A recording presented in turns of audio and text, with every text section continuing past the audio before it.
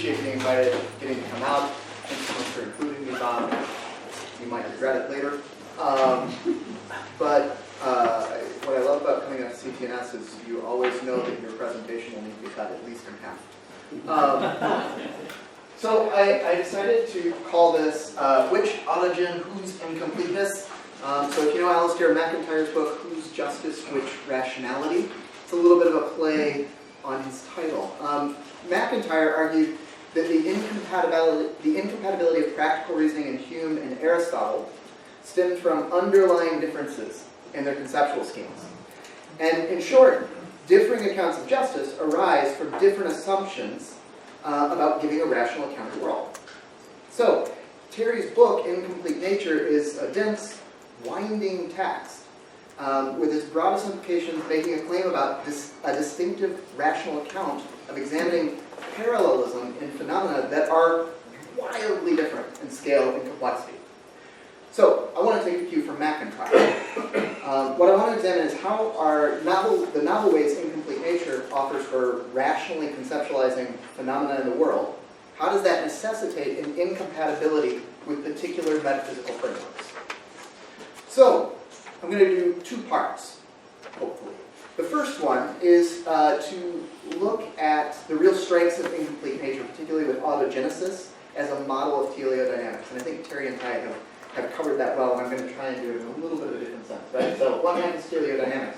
And the other half is to ask these questions about what would be the ontological features necessary for a metaphysical system that would be coherent with teleodynamics.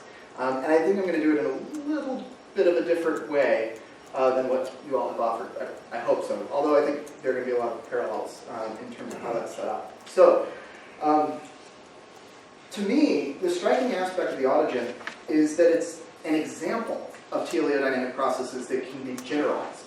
So, Terry doesn't bring this up in his lecture, right? But I think two of his terms are critical to interpreting this. Okay, the first one is orthograde. The second one is contragrade.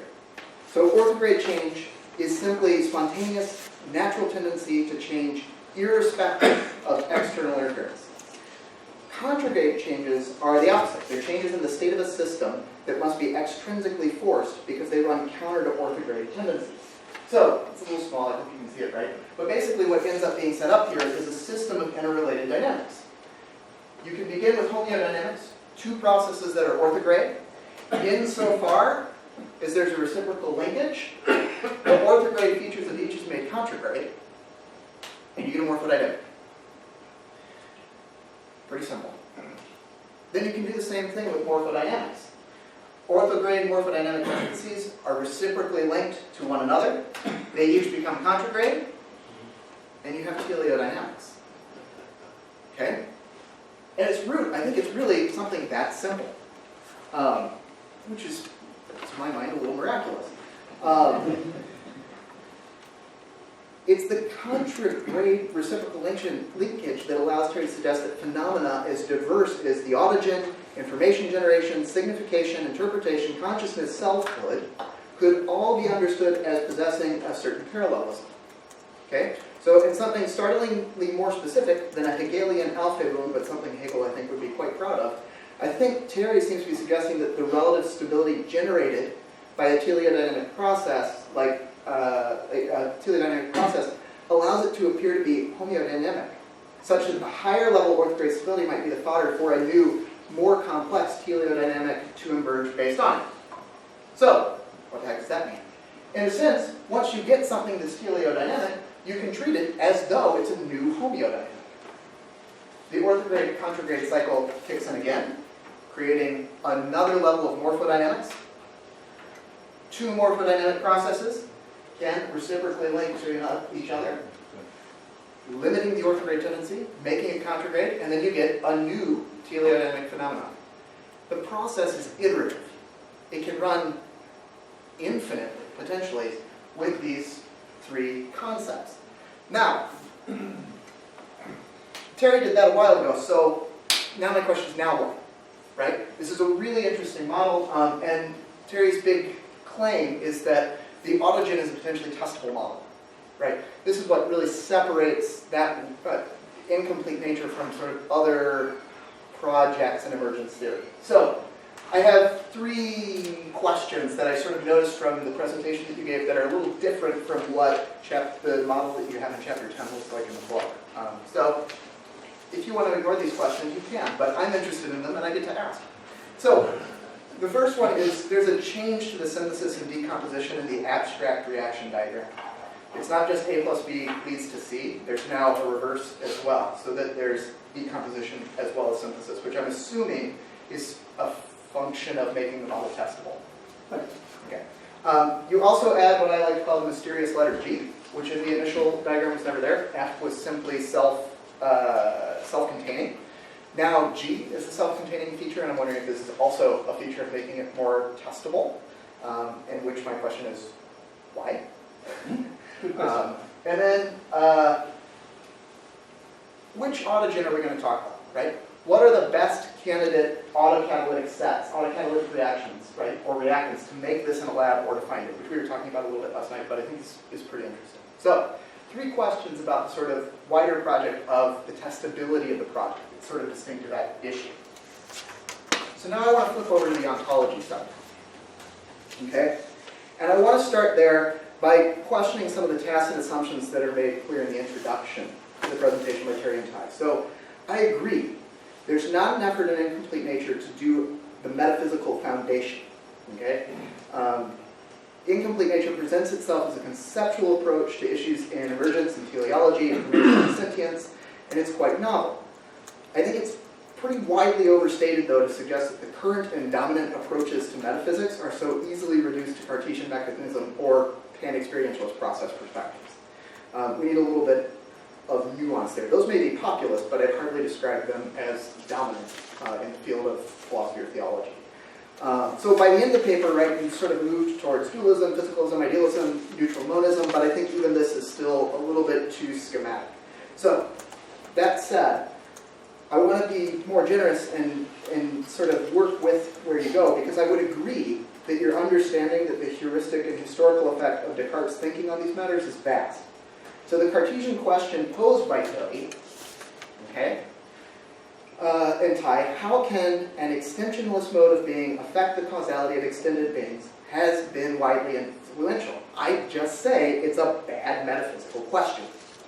Okay? What I think is fundamentally right about the question is the inherent credence it gives to what's long been a feature of strong emergentist arguments. An ontological emergence is ontological if, and only if, it has causal power. To frame this in terms of your language, an ontologically emergent feature must induce work as spontaneous contragrade change. So, where I find the question starts to go awry for me is that it continually tries to refer back to res extensa and res cogita, which I think quickly becomes unhelpful. First, it's just too dualistically laden. I don't think you can get around that. Even offering a partial answer to Descartes' dilemma this way, I think gives too much credence to the inherently substantialist approach that's implicit to the concept of res extensa. So second, to use the language of res extensa inherently limits the important temporal dimensions of understanding teleodynamic phenomena. So I think what you need instead, right, is a sublation, okay? In short, Cartesian terminology can set up the problem for us. Mind and matter are separate, or appear separate. But a sufficient ontology will need a conceptual tool to overturn or sublate both res extensa and res cogita. So what we're after is a distinctive and more fundamental mode of being that gives rise to these divergent categories of being. Now, small question. So, how do we begin? I would suggest that we should use a variation of the priority thesis. Okay? So begin with what there really is in the world, and then create categories to describe it. Begin with ontology, and then work towards metaphysics. Okay? And for the purposes of doing this, I think you have to assume that teleodynamics is ontologically possible. Okay? So, the scientists can bat that around if they want, but for the purposes of making this work, you have to assume that point. Okay? And then you work backwards to determine how facets of teleodynamics allow us to determine what metaphysical systems could work. Okay? And then you use, basically, ontological constraints as an approach to getting into metaphysics. So, what I would suggest, if you work this way, is that you might identify 5 critical elements that a teleodynamic ontological entity would have, such that if this thing is ontologically significant, a metaphysic that doesn't meet these criteria or can't accommodate them is simply out of hand, not possible. So, first, right, you have constraints are essential, right? What does teleodynamics produce? Constraints. Constraints restrict free possibility. They can't be well characterized in terms of a substantialist ontology.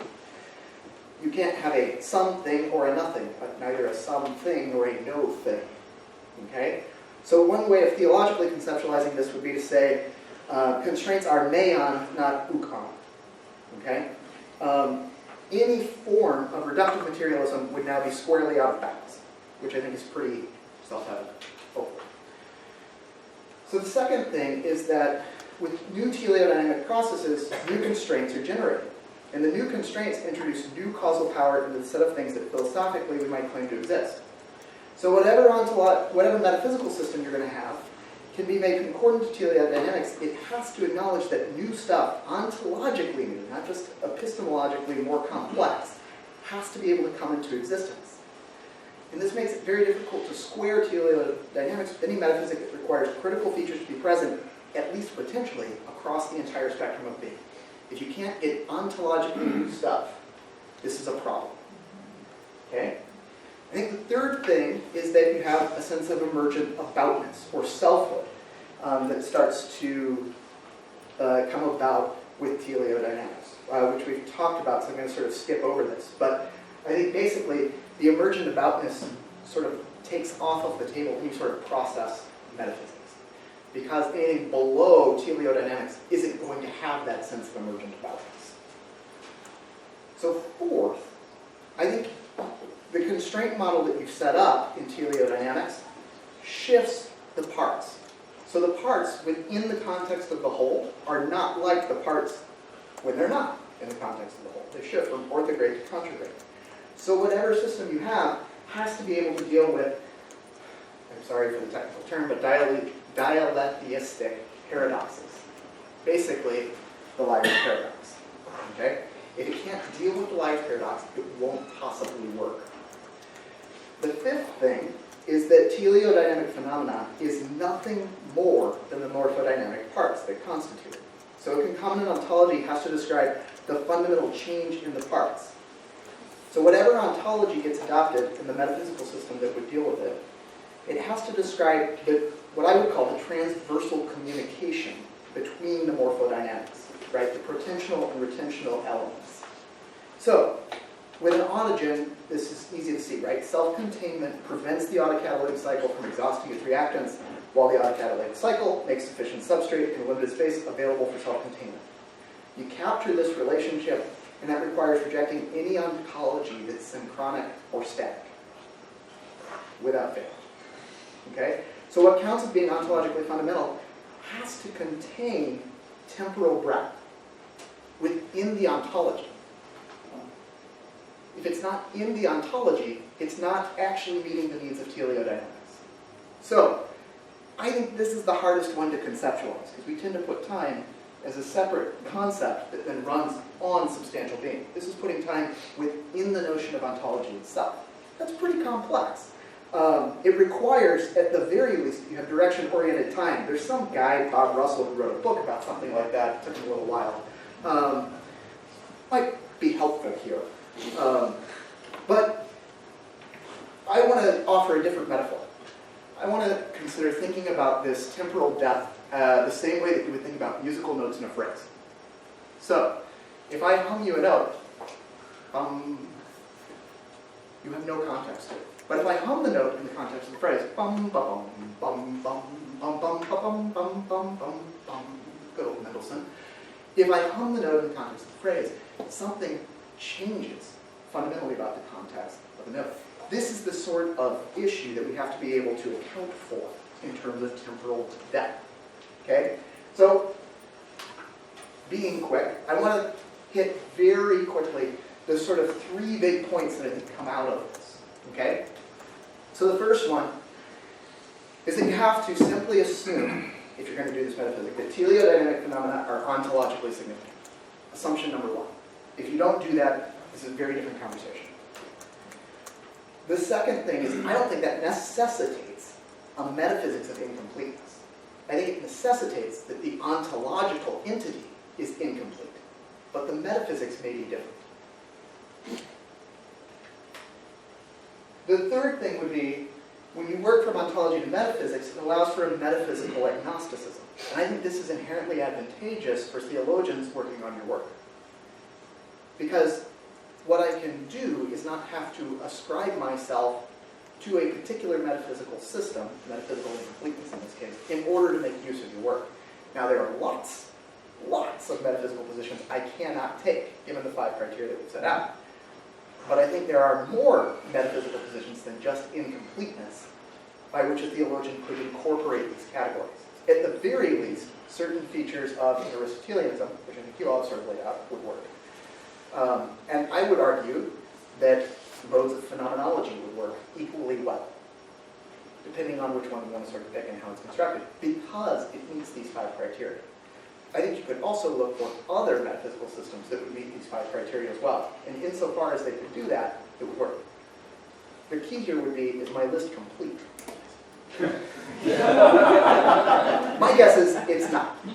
But it's at least a place where you could start. And I think even just with these 5 criteria, right, we've knocked a lot of positions off of the table.